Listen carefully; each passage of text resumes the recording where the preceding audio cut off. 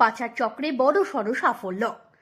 বনগাঁ স্টেশনে তল্লাশি অভিযানে বড়সড় সাফল্য বনগাঁ জিআরপির। স্টেশন চত্বর থেকে উদ্ধার হলো প্রায় 10 কেজি রূপোর বল, যার বাজার মূল্য আনুমানিক 20 লক্ষ টাকা।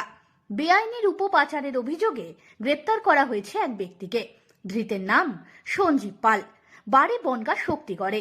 শুক্রবার রাতে সন্দেহজনকভাবে আটক করে তার পিটব্যাগ তল্লাশি চালাতেই উদ্ধার হয় বিপুল পরিমাণ রূপো।